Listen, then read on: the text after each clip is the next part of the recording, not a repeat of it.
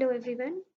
Today I will be solving the seventh question of this assignment. इसका A part कहता है explain why nitro group is meta directing deactivator. पहले देख लेते हैं कि NO2 को हम लोग deactivating group क्यों कहते हैं. क्योंकि जो NO2 ग्रुप होता है ये एक इलेक्ट्रॉन विड्रॉइंग ग्रुप होता है. ठीक है. इलेक्ट्रॉन विड्रॉइंग का क्या मतलब होता है, ये अपनी तरफ इलेक्ट्रॉन्स को खींचता है. तो जब ये एक बेंजीन रिंग से अटैच्ड होता है, फॉर एग्जांपल यहाँ पर, तो ये अपनी तरफ इलेक्ट्रॉन्स को खींचेगा, जिसकी वजह से ये जो रिंग की रिएक्टिविटी है ये डिक्रीज हो जाती है टुवर्ड्स इलेक्ट्रोफाइलिक सब्स्टिट्यूशन रिएक्शंस. क्योंकि जब इलेक्ट्रॉन्स NO2 अपनी तरफ खींच रहा है तो ऑब्वियसली इलेक्ट्रॉन डेंसिटी यहाँ पर बेंजीन के पास डिक्रीज हो जाती है, जिसकी वजह से इलेक्ट्रोफाइल जो होता है, इलेक्ट्रोफाइल क्या होता है कि इलेक्ट्रॉन डेफिशिएंट स्पीशीज, तो वो अटैक कहाँ करना चाहेगा, जहाँ पर इलेक्ट्रॉन्स ज़्यादा होंगे, क्योंकि वो खुद एक इलेक्ट्रॉन डेफिशिएंट स्पीशीज है. तो जब NO2 ने अपनी तरफ इलेक्ट्रॉन्स खींच लिए तो इसकी वजह से जो इस बेंजीन की रिएक्टिविटी होती है ये डिक्रीज हो जाती है. सेकेंड चीज़ कही है कि वो मेटा डायरेक्टिंग क्यों होता है, NO2 मेटा डायरेक्टिंग क्यों होता है. फॉर एग्जाम्पल यहाँ पर हमने पहले कहा कि NO2 जो है वो अपनी तरफ इलेक्ट्रॉन्स को खींचता है. तो ऑब्वियसली जब खींच रहा है तो ये चीज़ हम लोग दिखा भी सकते हैं in the form of resonance structures. तो ये सारे हम लोग रेजोनेंस स्ट्रक्चर्स देख रहे हैं नाइट्रोबेंजीन के, राइट. तो ये फॉर एग्जांपल फर्स्ट स्ट्रक्चर देखते हैं. यहाँ पर NO2 ने अपनी तरफ इलेक्ट्रॉन्स खींचे तो क्या होगा, यहाँ पर ऑक्सीजन की तरफ भी इलेक्ट्रॉन्स जाएंगे. ठीक है. तो यहाँ पर आप सेकेंड में देख रहे हैं कि O पे एक नेगेटिव चार्ज आ जाता है, यहाँ डबल बॉन्ड आ जाता है और इसकी वजह से यहाँ एक पॉजिटिव चार्ज आ जाता है यहाँ पर. ठीक है. फिर क्या होगा, फिर ये वाला जो डबल बॉन्ड है ये इधर शिफ्ट होगा और ये पॉजिटिव चार्ज कहाँ आ जाएगा, यहाँ पर, राइट. उसके बाद क्या होगा, ये वाला जो डबल बॉन्ड है ये यहाँ शिफ्ट होगा और ये पॉजिटिव चार्ज कहाँ जाएगा, यहाँ.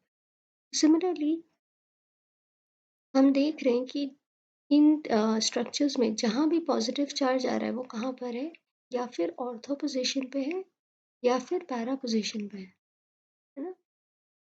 ये कौन सी पोजीशन होती है, ऑर्थो. ये कौन सी होती है, मेटा. और ये कौन सी होती है, पैरा. ठीक है. तो हम देख रहे हैं कि जो भी स्ट्रक्चर्स हैं जहाँ पर भी पॉजिटिव चार्ज आ रहा है वो ऑर्थो और पैरा पोजीशन पे आ रहा है, मेटा पोजीशन पे पॉजिटिव चार्ज नहीं आ रहा है.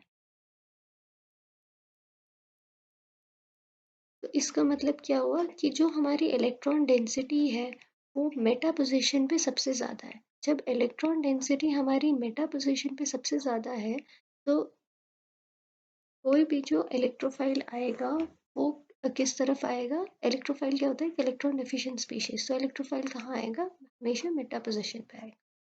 ठीक है. इसीलिए जो क्वेश्चन है वो कह रहा है कि नाइट्रो ग्रुप एक मेटा डायरेक्टिंग ग्रुप है और एक डीएक्टिवेटिंग ग्रुप है. तो आई होप ये चीज़ समझ में आई रेजोनेंस स्ट्रक्चर से. अब हम लोग सेवेंथ क्वेश्चन का बी पार्ट देख लेते हैं. Which one of the following would undergo faster SN2 reaction, explain. तो SN2 रिएक्शंस क्या होते हैं, SN2 का फुल फॉर्म क्या होता है, सब्स्टिट्यूशन न्यूक्लियोफाइलिक सब्स्टिट्यूशन रिएक्शंस. ठीक है. दो टाइप के न्यूक्लियोफाइलिक सब्स्टिट्यूशन रिएक्शंस होते हैं, एक होता है SN1 और एक होता है SN2, राइट. तो इस क्वेश्चन में हमसे पूछा है कि इन दोनों कंपाउंड में से सब्स्टिट्यूशन रिएक्शन किस में फास्टर होगा, न्यूक्लियोफाइलिक सब्स्टिट्यूशन रिएक्शन किस में फास्टर होगा. अब यहाँ पर हम लोग न्यूक्लियोफाइल की बात कर रहे हैं, राइट. न्यूक्लियोफाइलिक सब्स्टिट्यूशन रिएक्शंस की, तो मेनली हम लोग न्यूक्लियोफाइल की बात कर रहे हैं. और न्यूक्लियोफाइल क्या होता है, एक इलेक्ट्रॉन रिच स्पीशीज होती है. तो जब एक इलेक्ट्रॉन रिच स्पीशीज कहाँ ज़्यादा जल्दी अटैक करेगी, जहाँ पर सबसे ज़्यादा इलेक्ट्रॉन की कमी है. जहाँ पर सबसे ज़्यादा इलेक्ट्रॉन की कमी है वहाँ पर जो न्यूक्लियोफाइल का अटैक होगा वो फास्टर होगा, राइट. तो अगर इन दोनों में हम लोग देखें तो यहाँ फर्स्ट स्ट्रक्चर में हम लोग देख रहे हैं कि यहाँ पर एक डबल बॉन्ड है, और डबल बॉन्ड क्या होता है, एक इलेक्ट्रॉन रिच बॉन्ड होता है ना. यहाँ पर इलेक्ट्रॉन की डेंसिटी ज़्यादा होती है.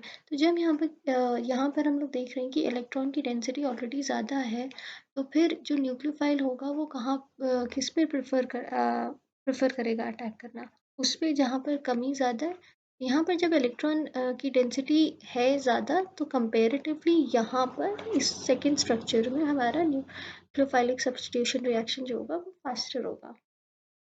आई होप ये बात समझ में आई।